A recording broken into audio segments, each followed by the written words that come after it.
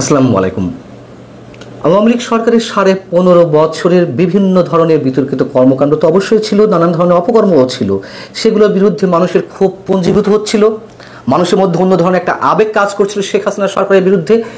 সেইগুলোকে পুঁজি করে ম্যাটিকুলাস ডিজাইনের মাধ্যমে একটি বিশেষ গোষ্ঠীর মাধ্যমে যে অভ্যুত্থানের সৃষ্টি হলো, সাধারণ মানুষকে রাজপথে নামিয়ে আনার মাধ্যমে সেখানে মানুষকে বোকা বানানো হয়েছিল, মানুষের সঙ্গে প্রতারণা করা হয়েছে। এখন স্পষ্ট এটি বোঝা যাচ্ছে। ঠিক একইভাবে মানুষকে আবারও বোকা বানানোর চেষ্টা করা হচ্ছে বর্ষপূর্তির নামে বর্ণাঢ্য আয়োজনের মাধ্যমে। মানুষকে যে এরা বারবার বোকা বানাচ্ছে এই কথাটি তারাও জানে, এবং সেইখান থেকে মানুষের প্রতি এক ধরনের ভয় নিশ্চয়ই সরকারের মধ্যে রয়েছে। নইলে বর্ষপূর্তির এই বর্ণাঢ্য আয়োজনের ঠিক পূর্বক্ষণে কেন ছাত্র প্রতিনিধি হিসেবে উপদেষ্টা পরিষদে থাকা তথ্য ও সম্প্রচার বিষয়ক উপদেষ্টা মাহফুজ আলম তার ফেসবুকে এমন স্ট্যাটাস দেন যে 1/11 পদধ্বনি শোনা যাচ্ছে? তিনি 4 আগস্ট সন্ধ্যার দিকে নিজের ভেরিফাইড ফেসবুকে এই পোস্ট দিয়েছেন। কেন তিনি এই মুহূর্তে এই পোস্ট দিলেন, যখন বর্ণিল আয়োজন চলছে অভ্যুত্থানের বর্ষপূর্তি আয়োজনের জন্য? 1/11 কীভাবে সৃষ্টি হয়েছিল সব তো আমরা জানি, এবং 2024-এ 5 আগস্ট অভ্যুত্থানের পরপরই সেনাবাহিনী তো ক্ষমতা নেওয়ার একটা মোক্ষম সুযোগ ছিল, নেয়নি তো। এবং এই 1 বছরের মধ্যে অনেক ধরনের জঘন্য বিতর্কিত কাজ এই সরকার করেছে। মানুষের যে রোষ সেটির প্রকাশ ঘটেছে। সেনাবাহিনী ক্ষমতা নিতে পারত, নেয়নি তো। কিন্তু তারপরেও মানুষকে যে বোকা বানানো হচ্ছে, সেই জায়গা থেকে সরকারের মধ্যে নিশ্চয়ই এক ধরনের আতঙ্ক কাজ করছে। সেনাবাহিনী যে কোনো সময় 1/11-এর ঘটনার পুনরাবৃত্তি ঘটাতে পারে। এই সরকার দেশটাকে এই 1 বছরে কোথায় নিয়ে গেছে মানুষ যেমন জানে, নিশ্চয়ই সরকারের নীতি নির্ধারকরাও তারাও বেশ ভালো জানে। যেমন জাতীয় এবং আন্তর্জাতিক পর্যায়ে তো সরকারের বিভিন্ন কর্মকাণ্ড নিয়ে গত 1 বছর ধরে অসংখ্য রিপোর্ট প্রকাশিত হয়েছে সরকারের বিরুদ্ধে, এবং যার সবশেষ উদাহরণ হচ্ছে অ্যাসোসিয়েটেড প্রেস, আন্তর্জাতিক বার্তা সংস্থা। তারা 4 আগস্ট একটি রিপোর্ট প্রকাশ করেছে, হয়তো অনেকেই আপনারা দেখেছেন রিপোর্টটি। সেই রিপোর্টের শিরোনাম কি? শিরোনাম হচ্ছে a year after a bloody uprising, Bangladesh is far from political stability. রক্তাক্ত বিদ্রোহের 1 বছর পরও বাংলাদেশ রাজনৈতিক স্থিতিশীলতা থেকে অনেক দূরে, বরং ক্রমান্বয়ে তা আরও জটিল হয়েছে, ঘনীভূত হয়েছে। সেটি এই রিপোর্টে তুলে ধরা হয়েছে। এখানে বলা হচ্ছে যে রক্তপাত ও প্রাণহানির পরেও উদার গণতন্ত্র, রাজনৈতিক সহনশীলতা এবং ধর্মীয় ও সাম্প্রদায়িক সম্প্রীতির সাথে উন্নত বাংলাদেশের সম্ভাবনা এখনও একটি চ্যালেঞ্জ। এবং এপি তার রিপোর্টে হিউম্যান রাইটস ওয়াচ, যদিও এ ধরনের আন্তর্জাতিক মানবাধিকার সংস্থা নিয়ে অনেক ধরনের বিতর্ক রয়েছে, তারপরও এই সংস্থাটির এশিয়া বিষয়ক উপপরিচালক মীনাক্ষী গাঙ্গুলির একটি ইন্টারভিউ এখানে তুলে ধরা হয়েছে, তার বক্তব্য তুলে ধরা হয়েছে।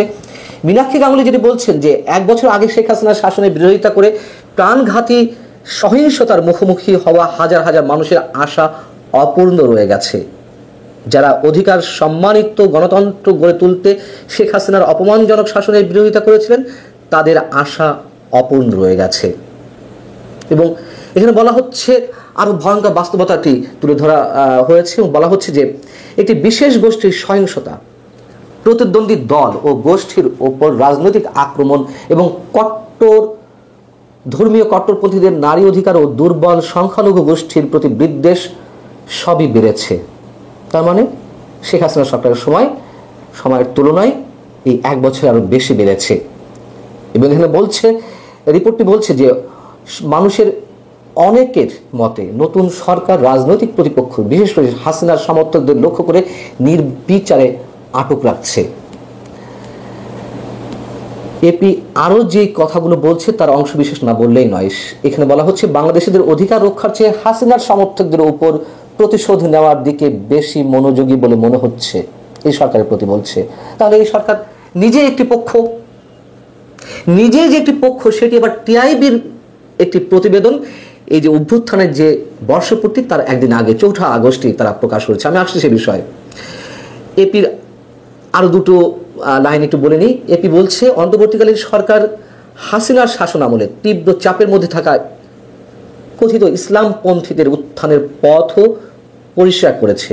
অনেক কট্টরপন্থী ইসলামপন্থী হয় কারাগার থেকে পালিয়ে গেছে অথবা মুক্তি পেয়েছে, এবং দেশের বৃহত্তম ইসলামপন্থী দল জামায়াতে ইসলামী, যার বিতর্কিত অতীত রয়েছে, ৭১ প্রসঙ্গে বলা হয়েছে, তারা এখন সরকারের ভূমিকা রাখার জন্য আগ্রহী। কোনো কথা কি এতটুকু মিথ্যা আছে এই রিপোর্টে, যা অন্তত এখানে উল্লেখ করলাম? এবার টিআইবি প্রসঙ্গে বলছিলাম, সেটি একটু বলি। ট্রান্সপারেন্সি ইন্টারন্যাশনাল বাংলাদেশ টিআইবির একটি প্রতিবেদন প্রকাশ করা হয়েছে। এই 1 বছরের একটা সামারি আপ করা হয়েছে। সেখানে মানে এই প্রতিবেদন প্রকাশের সময় টিআইবির নির্বাহী পরিচালক ডক্টর ইফতেখারুজ্জামান বলছেন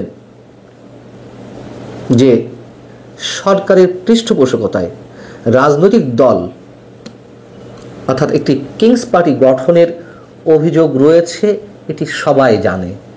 অভিযোগ কি? এটি তো পুরোপুরি দৃশ্যমান।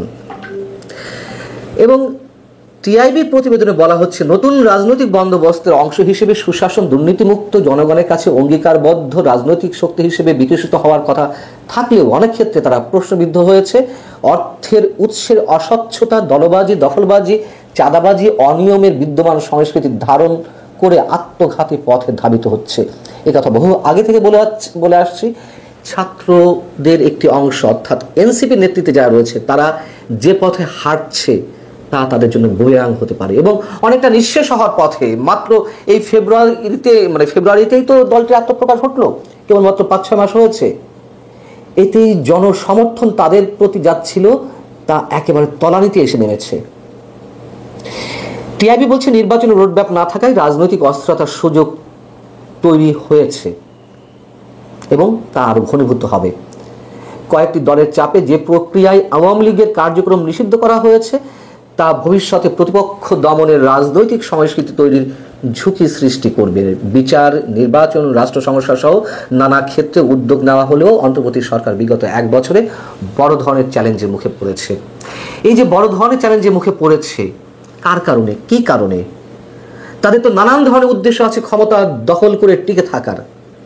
এই এনসিপি এবং জামায়াতে ইসলামীর যে ডিজাইন, যে পরিকল্পনা, তাদের নির্বাচন ছাড়াই তারা টিকে থাকতে চায়। এটি এপি রিপোর্টে যেমন এসেছে, টিআইবি রিপোর্টে এসেছে, আরও অসংখ্য আন্তর্জাতিক গণমাধ্যমে মানে একের পর এক আসছে। এটা তো সাম্প্রতিক দুটি রিপোর্টের কথা উল্লেখ করলাম। অতএব মাহফুজ আলমরা জানেন, ডক্টর মোহাম্মদ ইউনূসরা জানেন যে তারা কতটা গণমানুষের বিপক্ষে অবস্থান করছেন, গণমানুষের চাহিদার বিপরীতে, আকাঙ্ক্ষার বিপরীতে তারা অবস্থান করছেন। সেই জায়গা থেকে 1/11-এর যে ভীতি তাদেরকে তাড়িয়ে বেড়াচ্ছে, এটি নিশ্চয় অমূল্য কিছু নয় এবং সেটি প্রকাশ হয়ে পড়ছে তাদের বক্তব্য, বিবৃতি, ফেসবুক স্ট্যাটাসের মাধ্যমে। এসব আয়োজন কোনো লাভ হবে না। এই যে বন্যিল আয়োজন, বর্ণাঢ্য আয়োজন, 8 জোড়া ট্রেন, 16টি ট্রেন ভাড়া করা হয়েছে, ঘোষণাপত্রের দিন 5 আগস্ট যে ঘোষণাপত্রটি উত্থাপন করবেন ডক্টর মোহাম্মদ ইউনূস, এত সব আয়োজন সবই চলে যাবে। সাময়িক একটা উত্তেজনা, সবসময় আমি এই শব্দটা উচ্চারণ করি, কিন্তু তারপর দেখা যাক তারপর কি হয়। কোর্ট মার্শালের নামে আসলে কি ধরনের ঘটনা প্রবাহ সেখানে ঘটে যেতে পারে তা নিয়েও এই সময়টাতে তার মানে উদ্বিগ্ন হবার কারণ আছে। আপনার আমার মতো সিভিলিয়ানের উদ্বিগ্ন হবার কারণ আছে এ কারণেও যে কখনো বাংলাদেশে ক্যান্টনমেন্টের ভেতরে ঘটা কু, পাল্টা কু কিংবা এসব কোর্ট মার্শালের মাধ্যমে একে তাকে বিচারের মুখোমুখি করা, হত্যা করা, এসবের পরিণতি কখনো শুধুমাত্র ক্যান্টনমেন্টের ভেতর আটকে থাকেনি। এই পরিণতি ক্যান্টনমেন্ট থেকে বেরিয়ে বাংলাদেশের সাধারণ মানুষকে সবচেয়ে বেশি প্রভাবিত, বিপর্যস্ত এবং পর্যুদস্ত করেছে। বাংলাদেশের অন্যতম শীর্ষস্থানীয় প্রভাবশালী দৈনিক আমার দেশ গত 28 জুলাই দেশ জুড়ে আওয়ামী লীগ নাশকতার ছক কাটছে। বিভিন্ন গোয়েন্দা সংস্থার বরাতে আওয়ামী লীগের পরিকল্পনার এবং ভারত ও বাংলাদেশে আওয়ামী লীগের তৎপরতার বিস্তারিত তুলে ধরার পর 31 জুলাই এসে জানা যায় যে আমার দেশ সেই প্রতিবেদনে সবচেয়ে বিস্ফোরক, আমার কাছে অন্তত, আমি আমার বয়ানেও সেটা উল্লেখ করেছি, যেই তথ্যটি দিয়েছিল, অর্থাৎ ঢাকায় বসেই নাকি 400 ক্যাডারের মানে আওয়ামী লীগ দলীয় 400 কর্মীর এক প্রশিক্ষণের আয়োজন করা হয়েছিল আওয়ামী লীগের তরফে। সেই তথ্যটি নিয়ে পুলিশের বয়ান পাওয়া যেতে শুরু করে 31শে জুলাই থেকে। পুলিশ বলে যে তারা এরই মধ্যে এই প্রশিক্ষণে কারা কারা অংশ নিয়েছিল সে বিষয়ে নানা তথ্য জোগাড় করতে শুরু করেছে। তারা অন্তত 22 জনকে গ্রেফতার করেছে। আমার দেশ 28 জুলাই লিখেছিল যে ওই 400 জনের সমাবেশে যোগদানকারীদের মধ্য থেকে পুলিশ মাত্র 2 জনকে গ্রেফতার করতে পেরেছে, কিন্তু আমরা 31শে জুলাই এসে জানি যে পুলিশ অন্তত 22 জনকে গ্রেফতার করেছে। এবং পুলিশের পক্ষ থেকে সবচেয়ে বড় যে তথ্যটি দেওয়া হয়, যে তথ্যটি নিয়ে এখন সারা বাংলাদেশে আলোড়ন পড়ে গেছে, সেটি হচ্ছে মেজর সাদেক নামে সেনাবাহিনী একজন কর্মরত মেজর সেই প্রশিক্ষণের নেতৃত্ব দিচ্ছিলেন। এই অভিযোগে মেজর সাদেক নামের সেই ব্যক্তিটিকে সেনা হেফাজতে নেওয়া হয়েছে। এরপর থেকেই নানা রকম প্রশ্ন, কৌতূহল খুব স্বাভাবিকভাবেই আওয়ামী লীগ কী করে এতটা সংগঠিত হয়ে উঠতে পারল গত আগস্টের পর এই 1 বছরের মধ্যে, এত মামলা হামলা, এমনকি যৌথ বাহিনী মানে সেনাবাহিনীর নেতৃত্বে যৌথ বাহিনী পরিচালিত অপারেশন ডেভিল হান্টের মধ্যে। সেই প্রশ্ন যেমন জেগেছে তেমনি প্রশ্ন জেগেছে মেজর সাদেক একাই ছিলেন এই প্রশিক্ষক হিসেবে এবং একজন সেনা কর্মকর্তা, তিনি এখনো সেনাবাহিনীতে কর্মরত আছেন, তিনি ঠিক কী কারণে এতটা প্রকাশ্যে ঢাকা শহরের বুকে বসে 400 জন আওয়ামী ক্যাডারকে বা সমর্থককে প্রশিক্ষণ দেবেন নাশকতার? মানে সেটা কি তাহলে অস্ত্র প্রশিক্ষণ ছিল, নাকি সেটা গুজব অপতথ্য সেগুলো ছড়িয়ে কি করে শেখ হাসিনার জন্য বা আওয়ামী লীগের জন্য কাজ করা যাবে সে বিষয়ে একটা প্রশিক্ষণ ছিল? নানা রকম তথ্য আসছে সংবাদ মাধ্যম থেকে। এমন তথ্যও কিন্তু এসেছে যে মূল পরিকল্পনা ছিল শাহবাগ এবং বিমানবন্দর এলাকা দখল করে ফেলে শেখ হাসিনাকে বাংলাদেশে নিয়ে আসা। 4টি জায়গায় সাম্প্রতিক সময়ে আওয়ামী লীগ প্রশিক্ষণের আয়োজন করে অন্তত 2500 জনকে তৈরি করেছে। এই খবরও সংবাদ মাধ্যমে এসেছে।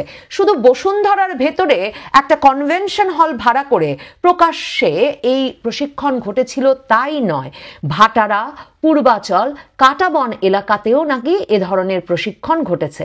সত্যি সম্ভব আওয়ামী লীগের পক্ষে যে কোনো প্রশিক্ষণে শাহবাগ আর বিমানবন্দর দখল করে ফেলে শেখ হাসিনাকে নিয়ে আসা? শেখ হাসিনা তো আছেন ভারত সরকারের হেফাজতে, তাহলে কি করে শেখ হাসিনাকে ঠিক কোন যানে বা কোন বিমানে চড়িয়ে এই দেশে নিয়ে আসা হবে যখন শাহবাগ আর বিমানবন্দর দখল করে ফেলবেন মেজর সাদেক? পত্রিকাগুলো লিখছে, পত্রিকাগুলো গোয়েন্দা সূত্রের বরাত দিয়ে লিখছে যে শামীমা নাসরিন শম্পা নামের একজন আওয়ামী লীগ নেত্রী, যার বাড়ি গোপালগঞ্জে, তিনি ভাড়া করেছিলেন বসুন্ধরার ওই কেবি কনভেনশন সেন্টার। সেই কনভেনশন সেন্টারের ম্যানেজারও নাকি গোপালগঞ্জের। আর ওই সভাটি অর্থাৎ 400 লোকের এই সমাবেশ হয়ে যাওয়ার পরপরই ভাটারা থানা পুলিশ আরেকজন যে ব্যক্তিকে গ্রেফতার করেন, তিনি বরগুনার যুবলীগের এক নেতা সোহেল রানা।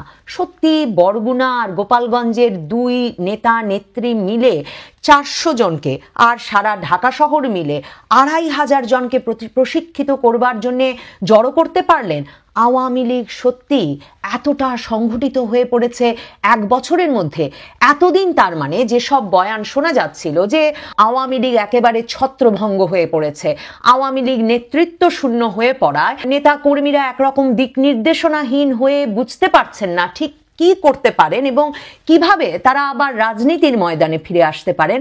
আর হঠাৎ করে এই আগস্টের আগে, ঠিক 1 বছর পূর্ণ হওয়ার আগে, তার মানে শোনা যাচ্ছে একেবারে নাম না জানা যুবলীগ ছাত্রলীগ নেত্রীরা মিলে এত বড় একটি প্রশিক্ষণ এবং সমাবেশ, এসবের আয়োজন এবং দলকে নানা রকম নাশকতা বা দলটির ভাষায় আন্দোলনের জন্য এতটা প্রস্তুত করে তুলতে পারছে। দেখুন, আমার দেশ পত্রিকা যখন 28শে জুলাই এই নাশকতার ছক এবং বসুন্ধরার ভেতরে 4 শতাধিক ব্যক্তিকে নিয়ে প্রশিক্ষণের আয়োজনের কথা লিখেছিল, তখন পত্রিকাটি বলছিল যে গোয়েন্দা সূত্রের বরাতে বিভিন্ন গোয়েন্দা প্রতিবেদনে এটা স্পষ্ট করে লেখা আছে যে একদিকে যেমন ঢাকা শহরের দায়িত্ব নিয়েছেন ভারতে বসে সাবেক স্বরাষ্ট্রমন্ত্রী আসাদুজ্জামান খান কামাল, তেমনি পুলিশ এবং সেনাবাহিনীর বিভিন্ন কর্মকর্তাকে সংগঠিত করে এই আওয়ামী লীগের নেতাকর্মীদের সঙ্গে প্রশিক্ষণে কিংবা নাশকতা বা আন্দোলনের সঙ্গে যুক্ত করার কাজে যুক্ত আছেন বা এই পুরো বিষয়গুলো দেখভাল করছেন পুলিশের সাবেক কর্মকর্তা এসবি প্রধান মনিরুল ইসলাম এবং শেখ হাসিনার স্পেশাল সিকিউরিটি ফোর্স অর্থাৎ এসএসএফ এর সাবেক ডিজি মুজিবুর রহমান। তখন কিন্তু মেজর সাদেক নামে মানে বর্তমান সেনাবাহিনীতে কর্মরত কোনো সেনা কর্মকর্তা এই ঘটনাটি ঢাকায় বসে পরিকল্পনা করছেন, বাস্তবায়ন করছেন, প্রধান প্রশিক্ষকের দায়িত্ব পালন করছেন, এ ধরনের কোনো তথ্য সেখানে পাওয়া যায়নি। মেজর সাদেকের কথা হঠাৎ করে আমার দেশের এই রিপোর্ট সারা বাংলাদেশ জুড়ে ইউটিউবে আলোড়ন তোলার পর কেন পুলিশের তরফে প্রথম জানানো হলো? এরপর যখন আইএসপিআর অর্থাৎ সেনাবাহিনীর গণসংযোগ পরিদপ্তর সেনাবাহিনীর তরফে এই নিয়ে কথা বলা হলো, তখন আমাদের জানানো হলো যে এই মেজর সাদেককে 17 জুলাই তার নিজ বাসভবন থেকে উত্তরা থেকে সেনা হেফাজতে নেওয়া হয়েছে। তদন্ত চলছে তার বিষয়ে এবং তদন্তের জন্য সেনাবাহিনীর আইন অনুযায়ী একটা তদন্ত আদালত গঠিত হয়েছে এবং তদন্তে তিনি দোষী প্রমাণিত হলে সেনাবাহিনীর সিদ্ধান্ত অনুযায়ী সেনাবাহিনী বলছে যে সেনা আইনে যে বিধিবিধান আছে সে অনুযায়ী তার বিরুদ্ধে ব্যবস্থা নেওয়া হবে। আইএসপিআর এর ভাষ্য পড়লে কিংবা সেনা সদর দপ্তরের পরবর্তী ব্রিফিংয়ে যে আলাপ হয়েছে তাতে পরিষ্কার মেজর সাদেক কোর্ট মার্শালের মুখোমুখি হয়েছেন। সেনাবাহিনীর ভেতরে যে তদন্ত আদালত তার নাম কোর্ট মার্শাল। কোর্ট মার্শালে সেনাবাহিনীর ভেতরে কর্মরত যে কোনো ব্যক্তির বিরুদ্ধে শৃঙ্খলা ভঙ্গজনিত যে কোনো কর্মকাণ্ডের জন্য একটা সংক্ষিপ্ত বিচারের ব্যবস্থা করা যায়। এই বিচারের মাধ্যমে যে কোনো ব্যক্তিকে চাকরি থেকে যেমন স্থায়ীভাবে অব্যাহতি দেওয়া যায়, এমনকি এই কোর্ট মার্শালে মৃত্যুদণ্ডও হতে পারে। জিয়ার আমলে যেমন ধরুন 1977 সালে 2রা অক্টোবর বিমান বাহিনীর যে ভেতরে যে অভ্যুত্থান ঘটে সেই অভ্যুত্থানটিতেই শুধুমাত্র বলা হয় যে 1300 থেকে 1500 সামরিক কর্মকর্তাকে সে সময় ফায়ারিং স্কোয়াডে অথবা ফাঁসিতে ঝুলিয়ে মৃত্যুদণ্ড দেওয়া হয়েছিল। সেই ব্যক্তিদের, সেই সেনা কর্মকর্তা বা সেনা সদস্যদের কারো লাশ আর কখনো সেনা পরিবারগুলোর কাছে পৌঁছেনি এবং তারা দশকের পর দশক ধরে ভেবে নিয়েছেন, প্রার্থনা করেছেন যে তাদের পরিবারের সদস্যরা নিখোঁজ আছেন। তার মানে সেনাবাহিনীর ভেতরে সে ধরনের কোর্ট মার্শাল আবারও শুরু হয়েছে। কোর্ট মার্শাল শুরু হয়েছে মেজর সাদেকের বিরুদ্ধে, এটা জানিয়ে সেনা দপ্তর থেকে আরেকটা ইন্টারেস্টিং কথা জানানো হয়েছে। বলা হয়েছে এই সেনা কর্মকর্তা মেজর সাদেকের পোস্টিং নাকি ছিল রামুর ক্যান্টনমেন্টে এবং তিনি নাকি সেই 5ই আগস্টের পর থেকেই নিখোঁজ আছেন, মানে তিনি কাজে যোগ দেননি। কিন্তু সেটাও নাকি এমনকি রামুতে তার যিনি ঊর্ধ্বতন কর্মকর্তা তারও নজর এড়িয়ে গিয়েছিল। সেটা কি করে সম্ভব? সেই প্রশ্ন যখন জাগে তখন মনে এ প্রশ্নও জাগে, তার মানে আমরা যে গত 5ই আগস্টের পর থেকে শুনছি যে পুলিশ বাহিনীর ভেতরে কয়েকশো থেকে কয়েক হাজার কর্মকর্তা এবং কর্মী এখন পর্যন্ত নিখোঁজ এবং তাদের অনেককেই হয়তো হত্যা করা হয়েছে, অনেকেই হয়তো পলাতক আছেন প্রাণ ভয়ে এবং অনেকেই হয়তো দেশত্যাগে বাধ্য হয়েছেন। সেনাবাহিনীর ভেতরেও কি তার মানে গত আগস্ট থেকে এ ধরনের অস্থিরতা তৈরি হয়েছে? সেনাবাহিনীর ভেতরেও তার মানে অনেক সেনা সদস্য আর কাজে ফিরে যাননি গত আগস্টের পর থেকে, কিংবা অনেকে কাজে ফিরতে পারেননি, কিংবা অনেককে কি সেনাবাহিনীর ভেতর ক্যান্টনমেন্টের ভেতরেই নিরাপত্তাহীনতার শিকার হতে হয়েছে? কু, পাল্টা কু, হত্যা, তারপর পাল্টা হত্যা, এসবের ঘটনা ঘটছে 75 থেকে 81। এই সময়টায় যদি সেনাবাহিনীর যতটুকু ইতিহাস আমরা পরবর্তীতে জানতে পেরেছি, ইতিহাসবিদেরা বের করে আনতে পেরেছেন, গবেষকরা বিভিন্ন জনের সঙ্গে কথা বলে আঁচ করার চেষ্টা করেছেন, তাতে দেখুন আমরা জানি ধরুন 75-এ বঙ্গবন্ধুর হত্যাকাণ্ডের মাধ্যমে যে কু হয়, তারপরে আরো 3 দফা কু পেরিয়ে, মানে ধরুন খালেদ মোশাররফের কু, তারপরে পাল্টা কু, খালেদ মোশাররফকে হত্যা, অবসরপ্রাপ্ত কর্নেল তাহেরের নেতৃত্বে বিপ্লবী সৈনিক সংস্থার 7ই নভেম্বরের বিরাট সিপাহী বিপ্লব, এসবের পর যে জিয়াউর রহমানকে মুক্ত করে আনা হলো এবং জিয়াউর রহমান প্রধান সামরিক আইন প্রশাসক হয়ে বসলেন।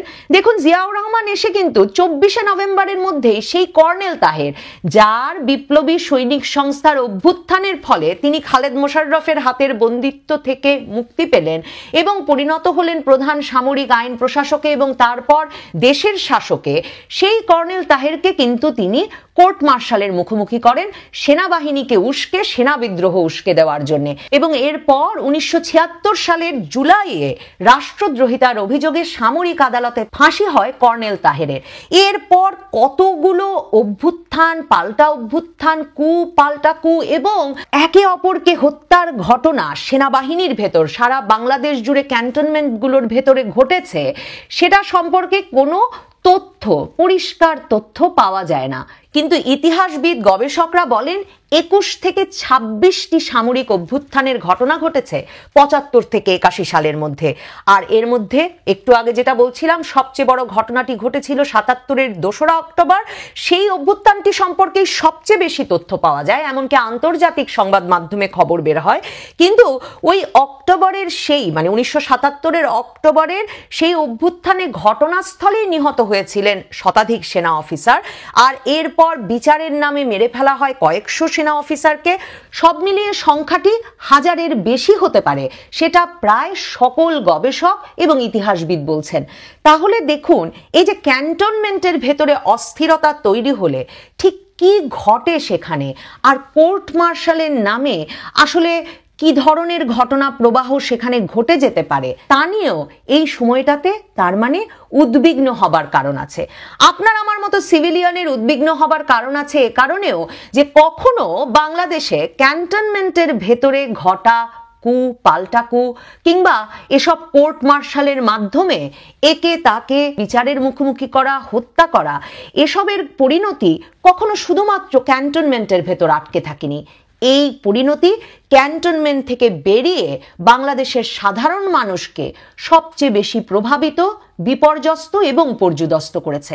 হঠাৎ করে এই মেজর সাদেক যদি সত্যি আওয়ামী লীগ সমর্থকদের, আওয়ামী লীগ ক্যাডারদের নাশকতার প্রশিক্ষণ দিয়ে বেরিয়ে থাকেন, তাহলে কি এটা বিশ্বাসযোগ্য যে তিনি 5ই আগস্টের পর থেকে কাজে যাচ্ছেন না, কিন্তু তাকে যাতে সেনা হেফাজতে নেওয়া হয় বা তাকে যাতে যখনই বাড়িতে আসা যায় তখনই গ্রেফতার করা যায়, সেজন্য তিনি উত্তরায় তার নিজ বাসভবনেই ছিলেন সেনাবাহিনীর হাতে গ্রেফতার হওয়ার জন্য। সেনাবাহিনীর তরফে, পুলিশের তরফে কিন্তু সেটাই বলা হচ্ছে যে মেজর সাদেককে গ্রেফতার করা হয়েছে তার বাড়ি থেকে, উত্তরা থেকেই। অনেকগুলো পত্রিকা লিখছে যে গোয়েন্দা সংস্থার তথ্য অনুযায়ী মেজর সাদেকের সহযোগী হিসেবে কাজ করছেন তার স্ত্রী, সহকারী police super ASP Sumaiya Jafrin. এই সুমাইয়া জাফরিনও নাকি অনুপস্থিত ছিলেন তার কর্মস্থলে গত 5ই আগস্টের পর থেকেই। আর এই স্বামী স্ত্রী মিলে নাকি শেখ হাসিনার ছেলে সজীব ওয়াজেদ জয়ের সঙ্গে আমেরিকা থেকে যোগাযোগ রেখে এই পুরো প্রশিক্ষণের পরিকল্পনাটি সাজিয়েছিলেন। বাংলাদেশে বসে একজন সামরিক কর্মকর্তা, একজন পুলিশ কর্মকর্তা, তারা এত বড় ঝুঁকি তাদের নিজ বাসস্থানে বসে নিচ্ছিলেন? সাবেক প্রধানমন্ত্রীর ছেলের সঙ্গে কথা বলে ঢাকার বিভিন্ন জায়গায় প্রশিক্ষণের নেতৃত্ব দেওয়া এবং নিজ বাড়িতে গ্রেফতার হওয়ার জন্য বসেছিলেন? নাকি পুলিশ বাহিনী এবং সেনাবাহিনীর ভেতরে একটি পক্ষকে যে চিহ্নিত করে গত আগস্ট থেকে চাকরিচ্যুত করা, হত্যা মামলা দেওয়া, দুর্নীতির মামলা তো বটেই, এসব দিয়ে একেবারে বিপর্যস্ত করে ফেলা হচ্ছে, তারই একটা সর্বোচ্চ উদাহরণ হিসেবে এই দম্পতিকে বেছে নেওয়া হয়েছে। এই দম্পতিকে শিক্ষা দেওয়ার মাধ্যমে পুলিশ বাহিনী এবং সেনাবাহিনী থেকে প্রাণ ভয়ে কিংবা সহকর্মীদের প্রতিহিংসার ভয়ে পলাতক একটা বিরাট অংশকে কি ধরনের ভয়াবহ মামলা বা অভিযোগে যুক্ত করে ফেলা যায় তার একটা উদাহরণ সৃষ্টির চেষ্টা করা হচ্ছে। নাকি মেজর সাদেকের মতো আরো অনেক অনেক সেনা কর্মকর্তা এরই মধ্যে সেনা হেফাজতে আছেন, কোর্ট মার্শালের শিকার হচ্ছেন, তাদের কাউকে কাউকে ঠিক কি কারণে কোর্ট মার্শালের মুখোমুখি করা হচ্ছে, এর একটা যৌক্তিকতা খুঁজে পেতেই এ ধরনের গোয়েন্দা তথ্যের কাহিনী সাজানো হচ্ছে। আর আমাদের জানানো হচ্ছে যে অনেক অনেক ষড়যন্ত্রকারী লুকিয়ে আছেন সেনাবাহিনী এবং পুলিশ বাহিনীর বিরুদ্ধে, যাদের বিরুদ্ধে প্রচলিত আইনে, প্রচলিত আদালতে বিচার কাজের চাইতে সামরিক আদালতে বিচার সেরে ফেলা এবং সর্বোচ্চ শাস্তির ব্যবস্থা করাই যুক্তিযুক্ত। গল্পটা এমনও কি হতে পারে? আর না হলে তো সত্যি ভাববার কারণ আছে। আওয়ামী লীগ দারুণ সাহস, দারুণ শক্তি, দারুণ সংগঠন গড়ে তুলেছে গত 1 বছরে এবং এমনই দুর্দমনীয় হয়ে উঠেছে যে দলের সঙ্গে পুলিশ, সেনাবাহিনী সকলকে যুক্ত করে এই ঢাকা শহর দখল করে নেওয়ার পরিকল্পনা করছে। একটি পরিকল্পনা ফাঁস হয়েছে গোয়েন্দাদের কাছে, আরও কিছু পরিকল্পনা কি গোয়েন্দাদের অজানা রয়ে গেছে?